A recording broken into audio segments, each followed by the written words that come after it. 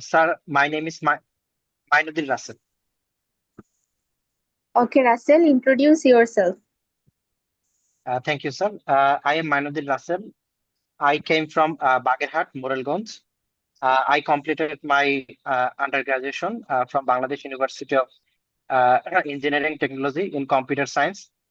Uh, After completing my graduation, I started my career as software developer, and later I joined as a non-cadre post in ICT division as assistant programmer. Currently, I'm working in Nagrik Seva team, and in my leisure time, besides my career, I like to develop various computer app and websites, and also I like collecting coins. Thank you, sir. Okay. Most of the young students are leaving the country. What are the reasons behind that? Sir, I think most of the young people are leaving the country because there is a very shortage of uh, jobs and career opportunities in our country. According to recent statistics, about 26 lakhs of young people are unemployed, which is very high compared to other countries in the region. And second uh, reason is there is a lucrative job opportunities like various visa options in US like H-1B and other visas both in US, Canada, and other foreign countries. And third reason is there is a very limited option in research facilities and funding in our country. That's why in order to facilitate their academic life, they think leaving the country for the better opportunities in abroad. But it is harmful for our country, right?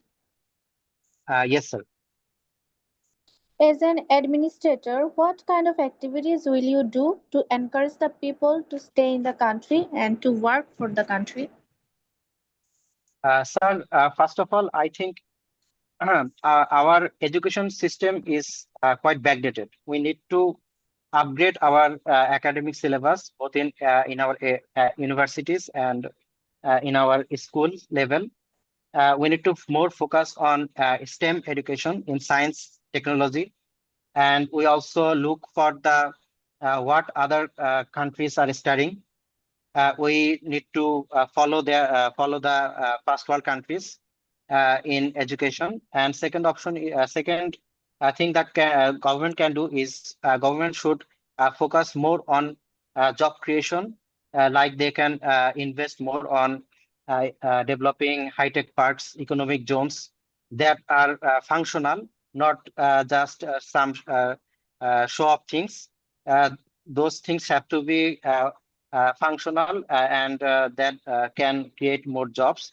And the third thing is government should invest more on research, like they can provide more research fund and scholarships to the universities. And the the fourth thing is the government can uh, provide government can take policy like made in China, or the policy that the India government has taken to encourage and allure the people and the minds that leave the country to make a reverse brain drain initiative. I think the government can follow all of this step uh, in order to uh, stop the drain impact in our country. Okay, you have said to build up educational system like developed countries. But we Yes, sir. have some limitations.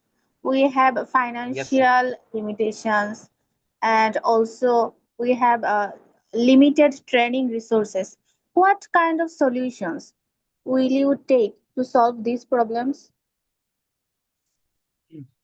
Sir, we have definitely have financial deficiencies in our country, but we can make a plan so that we can our we can allocate our resource efficiently so that we don't have to we don't have to invest our money in useless and and the activities that will not bring any result. We have to first of all we need to make a very good level plan, and we have to set targets like we can draft a plan like we the target will be like we will uh, train about 5% of our people, and we will empower them so that they can teach another 5% of people. And if we follow this type of tree-like step, we can we can teach more people, and we don't need to spend more money to the training steps, and we can also sign contracts with various foreign country donors who will build training institutions, and they will donate their technologies in our educational, academic, and universities. With all of these donations and selective trainings, we can allocate Okay, our resources efficiently. okay, Russell. Our country is now unstable politically and financially. Why do the investors invest in our country? Sir, currently, our country may have some challenges, political or in financial, but we are financially we are doing. I think we are doing kind well compared to our previous government. And political, there are definitely some political challenges, but uh, we can. We can represent our country like the government has taken through BIDA. They arrange investment summit, and we can arrange more initiative like this.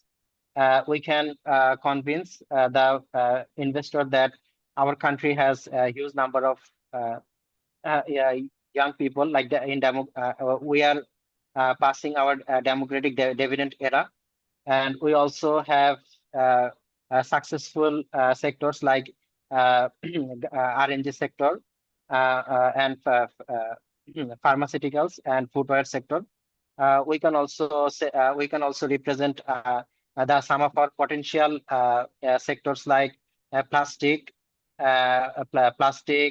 and other sectors like light engineering and so on. And if we can represent all of these potentials, we can create a positive picture about our country to the investors. And as of political situation, I think the government has committed that the election will take place in February. So I think our country after election, the investor will have more confidence through the elected government. আচ্ছা, বাংলাদেশে হচ্ছে আপনার শিক্ষা যত মেয়েরা শিক্ষিত হচ্ছে তত হচ্ছে ডিভোর্স বাড়ছে, এটার পেছনে কারণ কি? স্যার, বাংলাদেশে মেয়েরা আহ, সত্যি কথা বলতে বাংলাদেশে মেয়েদের বিভিন্ন সামাজিক বাধা রয়েছে। আহ, এর মধ্যে পারিবারিক কলহ আছে, স্বামী, তারপরে শ্বশুর বাড়ি, এখান থেকে বিভিন্ন ধরনের তাদেরকে বৈষম্যের শিকার হতে হয়। এখন শিক্ষিত হলে মেয়েদের অনেকটা স্বাধীনতা বৃদ্ধি পায়, তাদের অর্থনৈতিক, ব্যক্তিগত সব ধরনেরই নিজেদের সিদ্ধান্ত নেওয়ার সক্ষমতা বাড়ে। এখন এক্ষেত্রে হতে পারে তাদের যে আগের সংসারে যে ঝামেলা বা যে কোনো প্রকার নিপীড়ন ছিল, সেখান থেকে তারা আরো স্বাধীনভাবে নিজেদের জীবন বাছাই করতে পারছে, এই জন্য হতে পারে ডিভোর্স রেটটা বাড়তে পারে। এছাড়া এছাড়া শিক্ষার সাথে সাথে বাংলাদেশে পশ্চিমা বিভিন্ন সংস্কৃতির প্রভাব থাকতে পারে, যে জন্য আহ পারিবারিক কলহ তৈরি হতে পারে। এটা যে শুধু শিক্ষার জন্য, এটা পুরোপুরি বলা যায় না। এটা স্যার সামাজিক যোগাযোগ মাধ্যম, ইন্টারনেট অথবা আরো অনেক সমস্যা থাকতে পারে স্যার। সেক্ষেত্রে আমাদের নাগরিক হিসেবে কি কি পন্থা অবলম্বন করা উচিত? স্যার নাগরিক হিসাবে স্যার আমাদের প্রথমে আমাদের আহ, যেমন এটা বিশ্বের বিভিন্ন উন্নত দেশে দেখা যায়, ম্যারেজ কাউন্সিল টাইপের অনেক কিছু থাকে। সেখানে হাজবেন্ড ওয়াইফ তাদের ব্যক্তিগত সমস্যার কথা বলার মাধ্যমে তারা একটা কাউন্সিলিং এর ব্যবস্থা করা হয়। বাংলাদেশে এরকম একটা ব্যবস্থা থাকতে পারে। তারপরে মেয়েরা চাকরি করার ক্ষেত্রে বিভিন্ন রকমের সমস্যার সম্মুখীন হয়, তাদের সন্তান লালন পালন, পরিবার দেখাশোনা। এসব ক্ষেত্রে বাংলাদেশ সরকার কমিউনিটি পর্যায়ে ডে কেয়ার সেন্টার অথবা নারীদের আরো থাকার ব্যবস্থা, তারপরে কর্মক্ষেত্রে যাতে নারীরা ভালোভাবে কাজ করতে পারে এরকম ব্যবস্থা করে দিতে পারে। তারপরে সামাজিক ভাবে আমরা একটা মসজিদ, তারপর হচ্ছে স্কুল, তারপরে বিভিন্ন সামাজিক যোগাযোগ মাধ্যমে আমরা পুরুষদেরকে সমাজের অন্যান্য সদস্যদের সচেতন করতে পারি, যাতে কর্মজীবী নারীরা তাদের কর্ম ক্ষেত্রের সাথে পরিবারকে সামঞ্জস্য করে চলতে পারে, এরকম একটা সুব্যবস্থা করে দিতে পারে সবাই যেন। আচ্ছা, আপনি এটা বলেন যে বাংলাদেশে যত তথ্য প্রযুক্তির সম্প্রসারণ হচ্ছে, তত যেন মানুষের মধ্যে মূল্যবোধের ক্রমাগত হ্রাস ঘটছে। এটা দূর করার জন্য আপনি একজন প্রশাসক হিসেবে কি ধরনের ব্যবস্থা নেবেন আপনার এলাকায়? স্যার, আহ, তথ্য প্রযুক্তির বিস্তারের ক্ষেত্রে সাথে সাথে মানুষের আহ, আহ, মূল্যবোধের হ্রাস পাচ্ছে, কিন্তু স্যার এটা এটার পরিমাণ তথ্য প্রযুক্তির যে ভালো দিকটা তার চেয়ে অনেক কম। এটা এখন এটা এই ক্ষতিকর দিকটা কমানোর জন্য আমরা প্রথমে করতে পারি সেটা হচ্ছে সামাজিক যোগাযোগ মাধ্যমে আমাদের কি করা উচিত এবং কি করা উচিত না এই বিষয়ে আমাদের আহ উক্ত এলাকার যত কিশোর কিশোরী, তারপরে আহ, যত তরুণ প্রজন্ম আছে তাদেরকে সম্মিলিতভাবে যারা হচ্ছে সামাজিক যোগাযোগ মাধ্যম এবং মিডিয়া সম্পর্কে ভালো জানে, তাদের সহযোগে একটা আহ, কর্মশালা অথবা প্রশিক্ষণের আয়োজন করতে পারি। তৃতীয়ত হচ্ছে পুলিশ প্রশাসনের মাধ্যমে সামাজিক যোগাযোগ মাধ্যম ব্যবহার করে যেসব অপরাধ হচ্ছে অথবা যেসব প্রতারণার ফাঁদ তৈরি হতে পারে এ সম্পর্কে মানুষকে সচেতনমূলক বিভিন্ন পোস্টার, ব্যানার, প্রশিক্ষণের আয়োজন করতে পারি। তারপরে স্যার বাংলাদেশে অনলাইন মাধ্যমে বিভিন্ন অপরাধ সংঘটিত হয়। সেক্ষেত্রে আমরা আহ, আইন শৃঙ্খলা বাহিনীর সহযোগে আহ, একটা সাইবার টিম গঠন করে সেগুলো সবসময় নজরদারিতে রাখা হবে। এক্ষেত্রে কেউ যদি কোনো অপরাধ করে থাকে তাহলে তাকে ডিজিটাল সাইবার সুরক্ষা অধ্যাদেশের মাধ্যমে তাদেরকে যথাযথ ব্যবস্থা নেওয়া হবে স্যার। কিন্তু হচ্ছে সামাজিক যোগাযোগ মাধ্যমে নিজের পরিচয় গোপন রেখে যে কোনো অপরাধ করা খুবই সহজ। সেক্ষেত্রে এই যে বলে চোরা না শুনে ধর্মের কাহিনী, আপনি যতই স্টেপ নিলেন সে তার পরিচয় গোপন রেখে করলো, তার মধ্যে ওই মূল্যবোধ কিভাবে জাগ্রত করবেন? স্যার, আহ, আমি যতই মূল্যবোধের শিক্ষা দিই, কিছু মানুষ সমাজে যারা অপরাধ প্রবণ তারা এটা করবে। এখন তাদের ক্ষেত্রে আমাদের যেটা করতে হবে সেটা হচ্ছে আমাদেরকে সাইবার নিরাপত্তা আরো জোরদার করতে হবে, ডিজিটাল ফরেনসিক্স বাড়াতে হবে, যাতে করে আমরা যে কোনো সাইবার পরিচয় গোপন করে নিরাপত্তা কেউ নিয়ে যদি। আমাদের দেশে কি কি আইন আছে?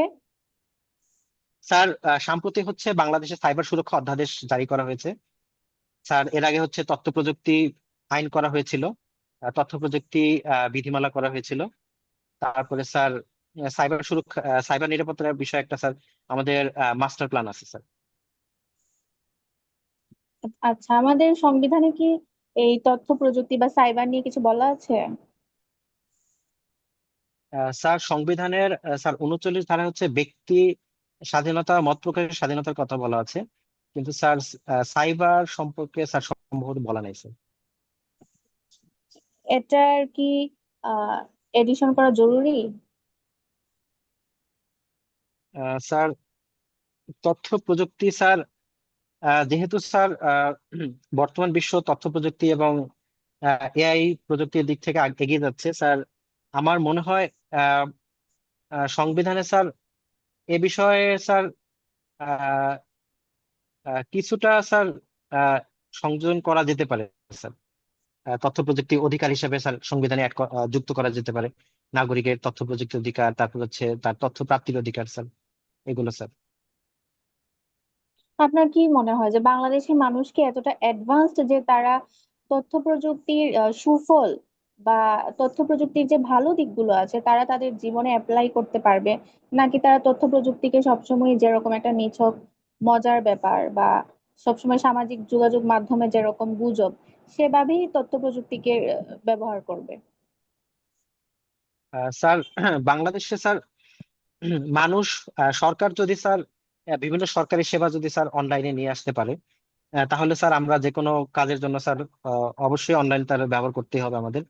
তারপরে আমরা যদি সরকার যদি বেসরকারি সেক্টরে আরো যদি গুরুত্ব আরোপ করে, তাহলে স্যার সরকার বেসরকারি বেশ খাতগুলো। কিছু অ্যাপ তৈরি করেছে আপনার জনসাধারণের নিকট সেবা পৌঁছে দেওয়ার জন্য।